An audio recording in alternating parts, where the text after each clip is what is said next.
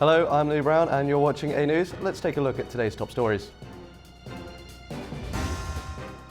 US President Donald Trump arrives in the UK for a second state visit. According to the President of the European Commission, von der Leyen, the EU will propose a faster phase-out of Russian energy. And the Israeli military says more forces to join ground assault in Gaza City.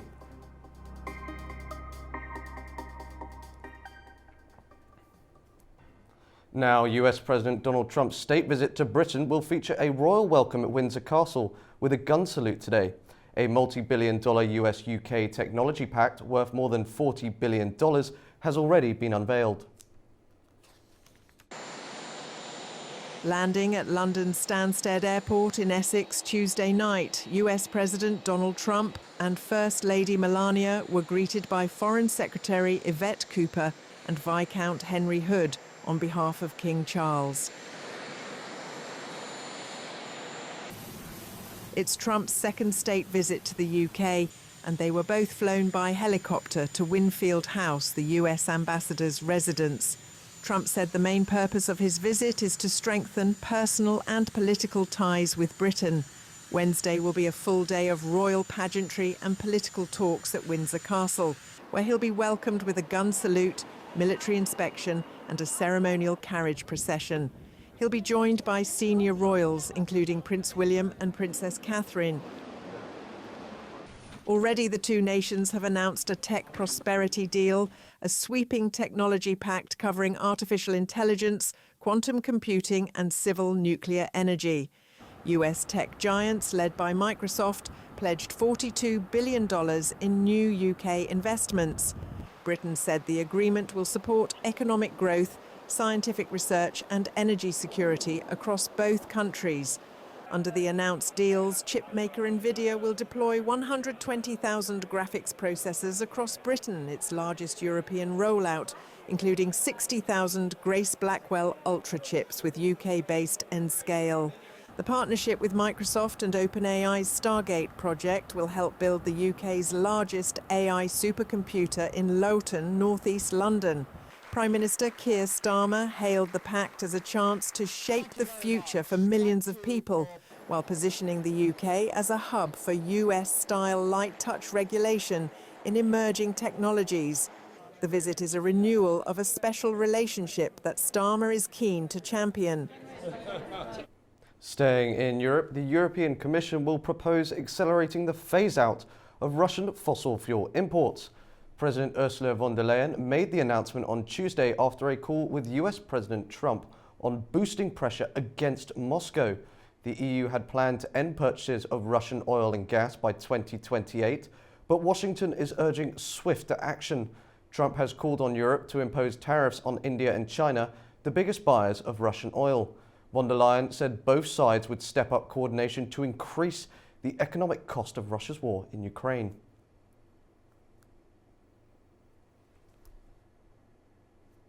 Now to the Middle East, the Israeli military says more forces will join the ground assault in Gaza City in the coming days, saying the aim is to defeat Hamas and free hostages. Gaza health officials report at least 70 people were killed on Tuesday as airstrikes and tanks pounded the city.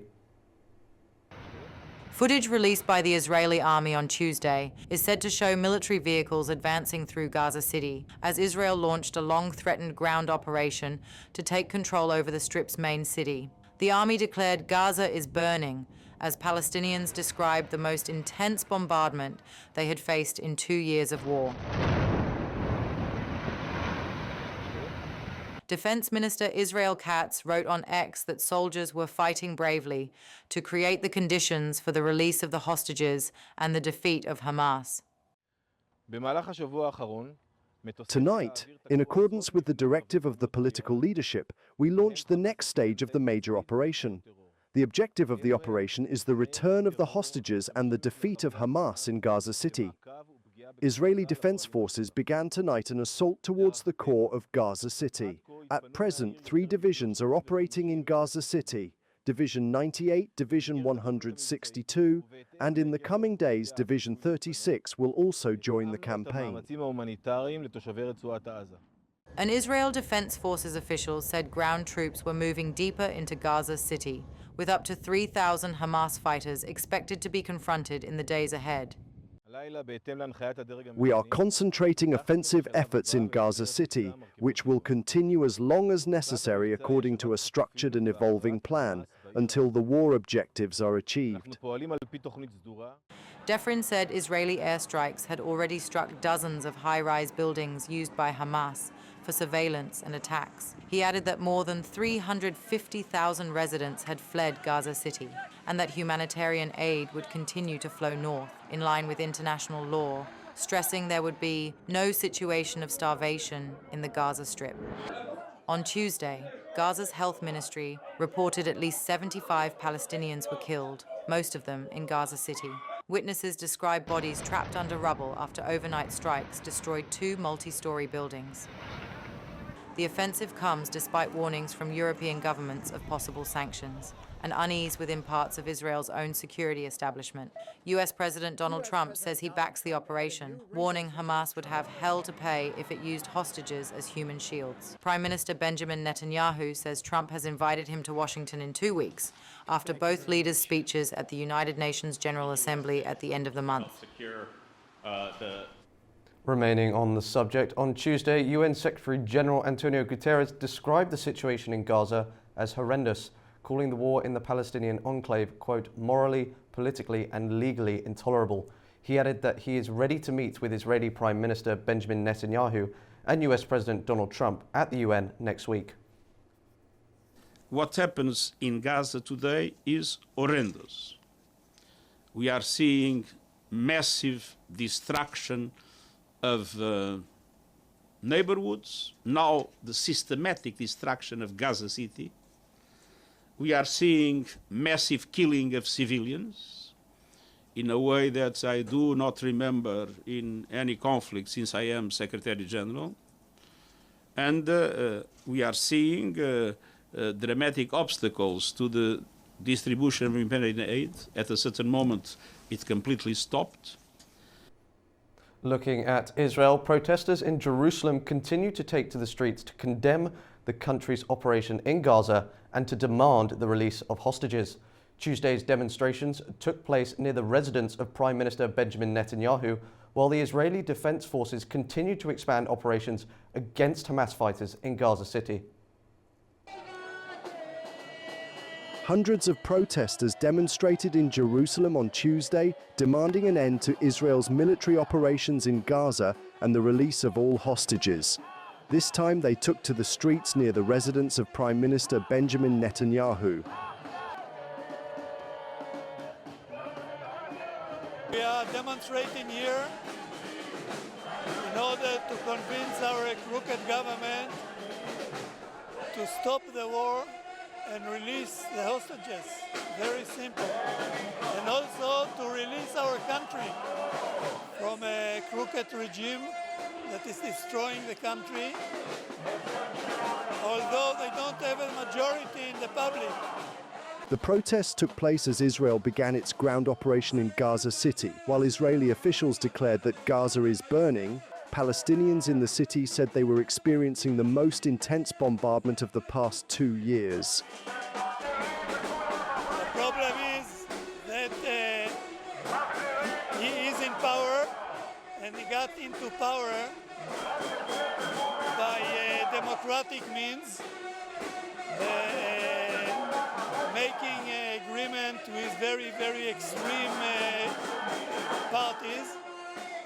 And since we are a democratic country, we cannot throw him down without election. But we hope to be able to influence by demonstrations and public opinion.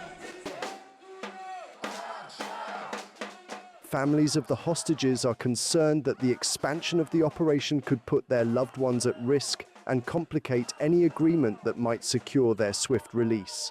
An official from the Israel Defense Forces stated that troop numbers are expected to increase in the coming days.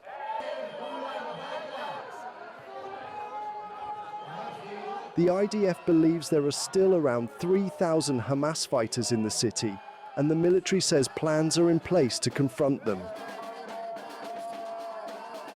Turning to South America now, in Ecuador, violent clashes have broken out in the capital, Quito, as police fired tear gas to disperse crowds protesting against the government's decision to scrap diesel subsidies. The move has sparked nationwide unrest, with highways blocked and a state of emergency declared in 7 provinces. Ecuadorian police fired tear gas to disperse demonstrators in the capital Quito on Tuesday. On the city's outskirts, activists blocked highways with stones and burning barricades, while security forces used bulldozers to clear the roads. The protests erupted after the government scrapped diesel subsidies last week to eliminate a $1.1 billion diesel subsidy used by heavy transport, passenger vehicle and agricultural sectors. The move increased diesel costs from $1.80 to $2.80 per gallon, prompting widespread opposition from protesters who argue that the measure will increase living costs. President Daniel Noboa has now declared a state of emergency in 7 provinces for 60 days. It means freedom of assembly is suspended in those zones. Police and military forces have been authorized to prevent and dismantle public gatherings where threats to citizen security are identified. Focusing on the moment that shocked the US, Utah prosecutors vowed to seek the death penalty for the accused assassin of conservative activist Charlie Kirk.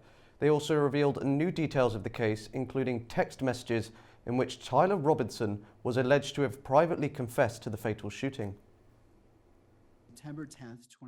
The suspect in the killing of conservative activist Charlie Kirk made an initial court appearance on Tuesday afternoon via video feed from jail. Tyler Robinson, who is 22, appeared unshaven and wearing what appeared to be a protective vest.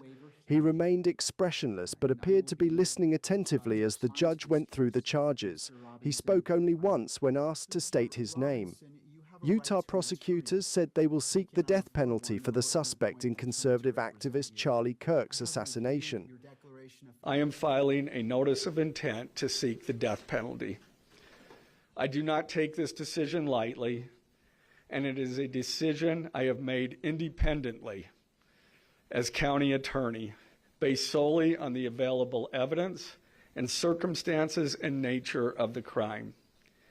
Because we are seeking the death penalty, the defendant will continue to be held without bail in the Utah County Jail.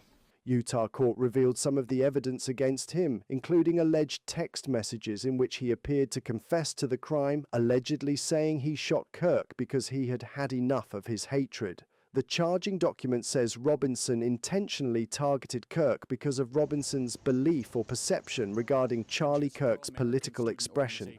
Robinson is accused of firing the single rifle shot from a rooftop sniper's nest that pierced Kirk's neck last Wednesday on the campus of Utah Valley University in Orem, about 40 miles south of Salt Lake City. Finding Robinson unable to afford legal counsel, Utah 4th District Judge Tony Graff said he would appoint a defense attorney before the next court hearing, set for the 29th of September. Welcome back to A News. Now let's take a closer look at the key stories shaping the region.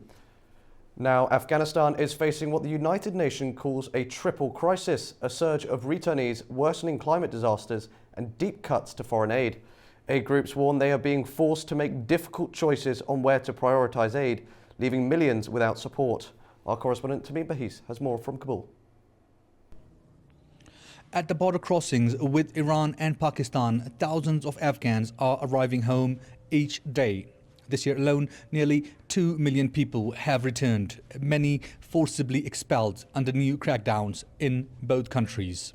Some come back voluntarily, but for others, documents are confiscated, livelihoods are gone, and they arrive destitute. The International Organization for Migration told Euronews that it once had the resources to help nearly everyone. Now, after sweeping aid cuts, only 20 to 30% of returnees get immediate support. The shortfall comes as Afghanistan reels from deadly earthquakes that killed more than 2,200 people, compounding urgent needs. The US alone has stripped away $1.7 billion in aid this year, forcing thousands of international agencies to scale back or shut down. The UN warns the cuts could be a death sentence for millions. Women face the steepest barriers. Many return educated from Iran only to find jobs and school off limits under Taliban restrictions. And just last week, the UN Refugee Agency suspended aid to returnees after female Afghan staff were barred from entering UN compounds. Despite the setbacks, IOM insists it will keep working in Afghanistan, but admits tough choices lie ahead. This is Tamim Bahis in Kabul for A News.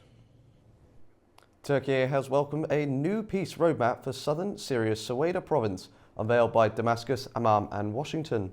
The seven-step plan is designed to calm tensions, stabilize the region and prevent further bloodshed after months of violent clashes. Turkey says it welcomes a seven-step Syrian roadmap that aims to preserve calm, ensure stability and prevent renewed conflict in Suwaida province in the south of the country. The ministry also underlined that Ankara will continue supporting all initiatives promoting peace for the country while upholding the principles of territorial integrity, unity and sovereignty. The roadmap was announced on Tuesday by Syria, Jordan and the United States in Damascus after high-level talks at the Tishreen Palace between Syrian Foreign Minister Assad al-Shaibani, Jordanian Foreign Minister Ayman Safadi and US Envoy to Syria Tom Barrack. Shaibani says the key components are uninterrupted humanitarian and medical aid, restoration of essential services, deployment of local security forces, compensation for those affected, facilitation of displaced persons' return, clarification of the fate of the missing, and the launch of a comprehensive reconciliation process. He also said all individuals responsible for attacks on civilians and property would be held accountable. The Syrian government pledged to invite an international independent investigation commission to probe the events and ensure justice. It says that legal proceedings will be initiated against those who violated civilian rights and property.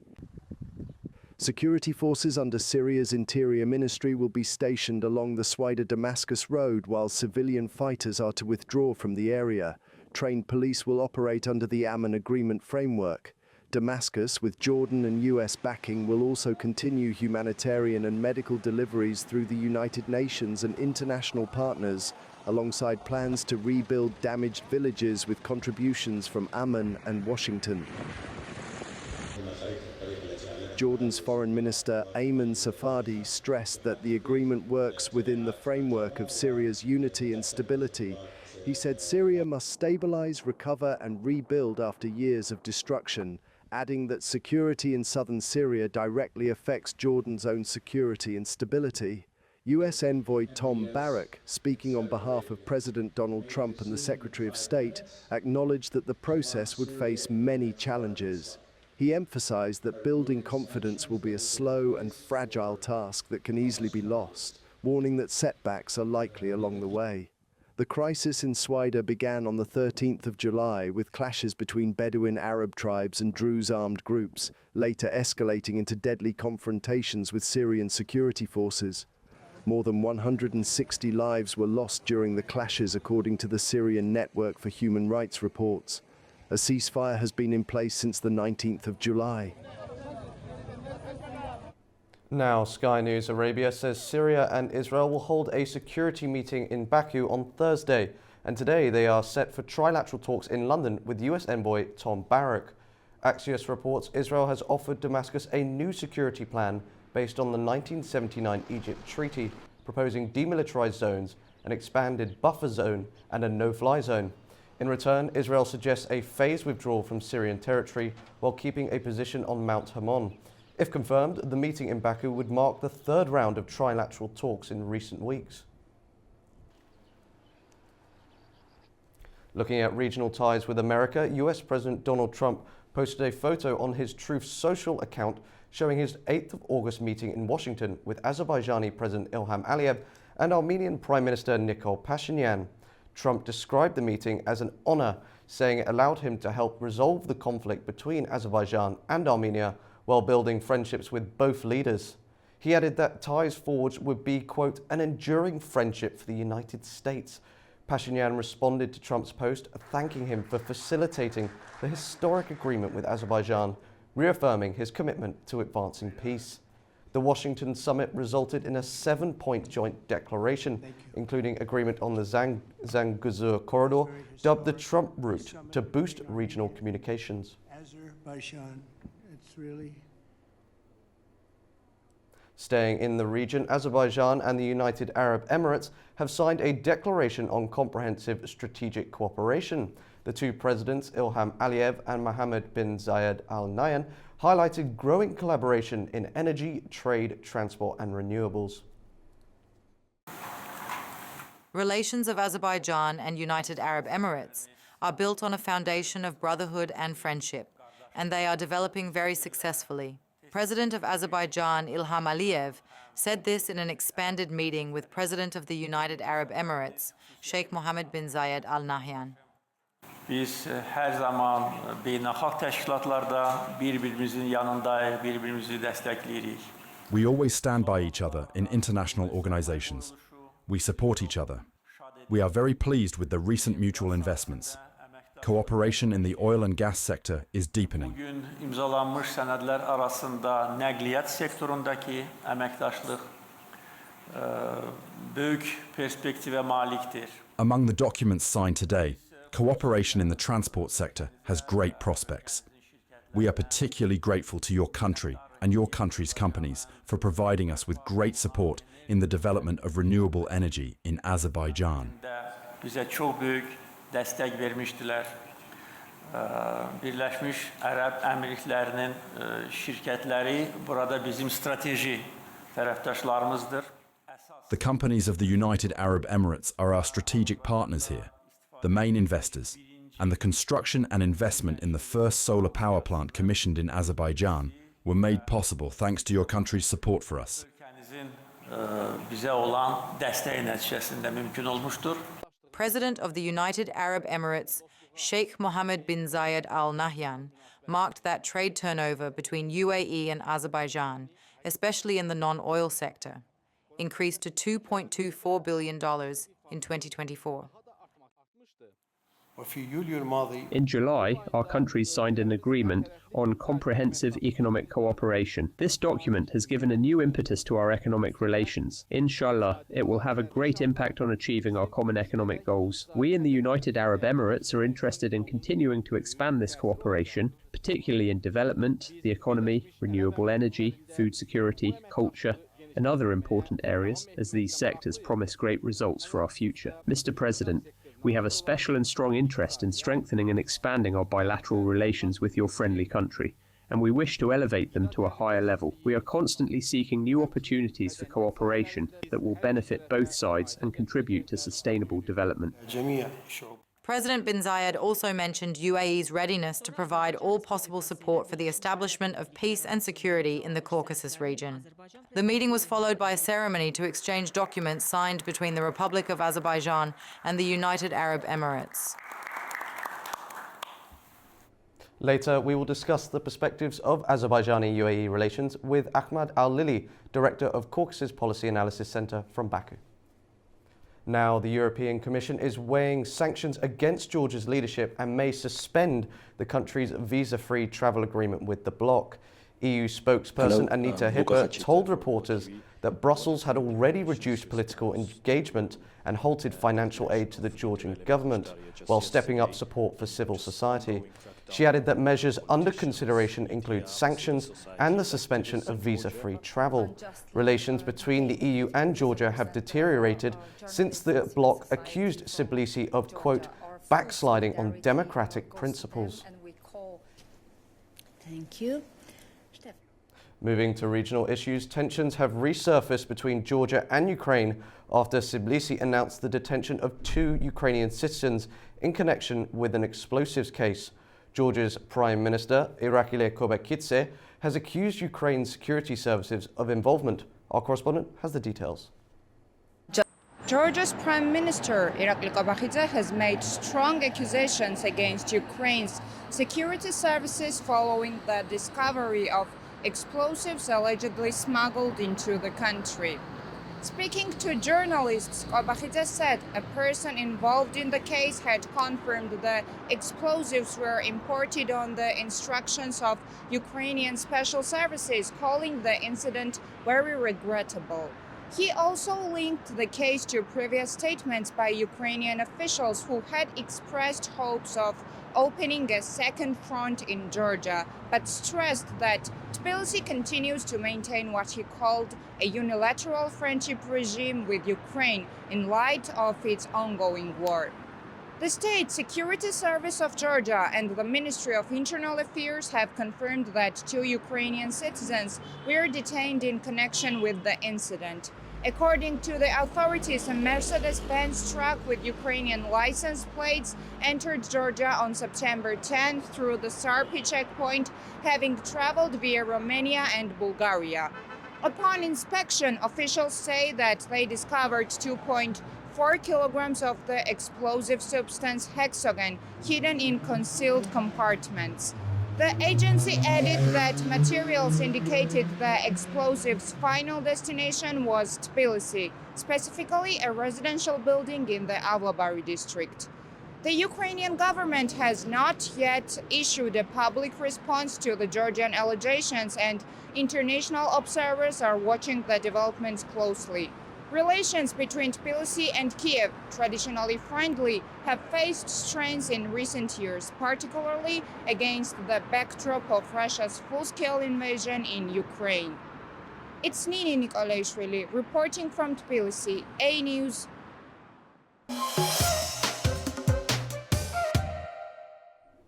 Welcome back to A News. Now, on September 16th, UAE President Sheikh Mohammed bin Zayed Al Nahyan concluded his official visit to Azerbaijan, where he was seen off by President Ilham Aliyev at Fuzuli International Airport. During the visit, both countries signed a declaration on strategic partnership, agreed to build 2 container ships, pledged to cooperate on artificial intelligence strategy over the next 3 years, inked 14 agreements in total, and announced the creation of a joint business council to boost bilateral trade and investment. Joining me now to unpick this visit is Ahmad Al-Lili, Director of Caucasus Policy Analysis Center from Baku, Azerbaijan. Thank you for joining us. Thank you very much for the invitation. So can you talk us through what are the latest developments? What are the key points from this visit?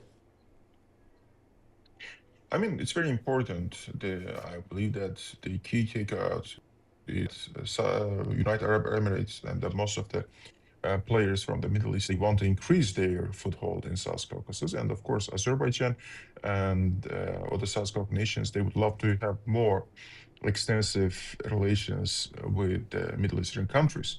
And I believe that in this context, Azerbaijan is the leader in all of those developments taking place recently.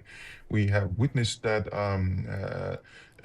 before this visit, there was an interview of President Aliyev to Pan-Arabian or Saudi-owned company Al Arabiya, and I believe that in this context, those questions that the Arabic audience would be interested, and they were reflected in those questions. And I believe that we have seen that there is a greater interest toward Azerbaijan, the new geopolitical reality in South Caucasus, how Azerbaijan positions in the new changing world, and how Azerbaijan wants to build these relations with the Gulf countries, with the wider Islamic world.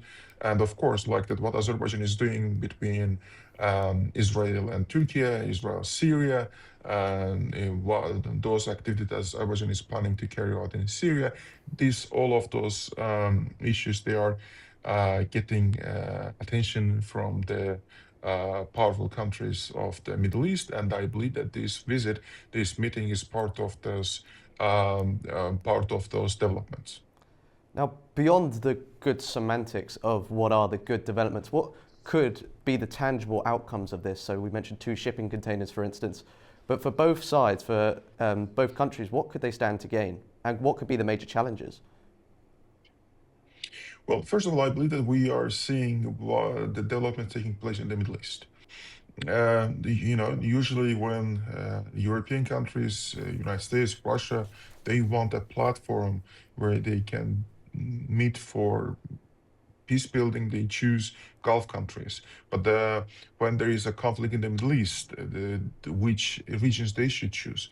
And I believe that what happened between Israel and Turkey and Azerbaijan being platform for it, that is something that can be continued with the other Arab countries also. We have witnessed the recent escalations taking place in the Middle East, and Azerbaijan can be one of the solutions to these problems, or one of the temporary solutions that can lead to the permanent solutions. So I believe that in this context, Azerbaijan also can benefit a lot the financial resources of the Gulf countries.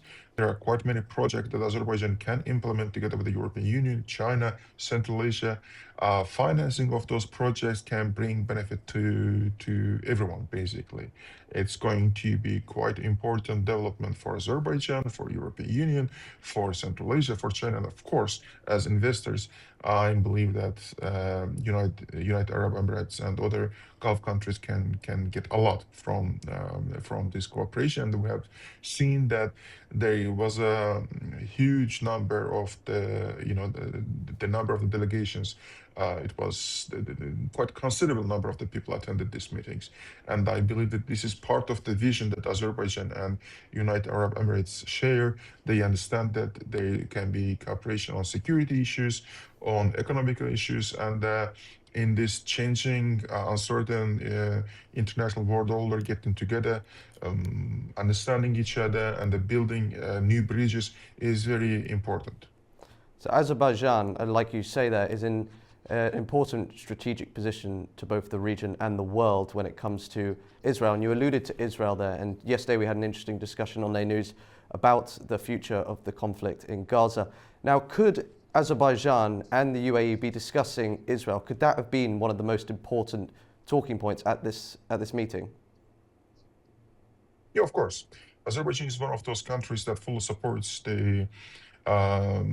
all of those initiatives that Islamic Organization for Cooperation puts out, but also has a good relation with Israel.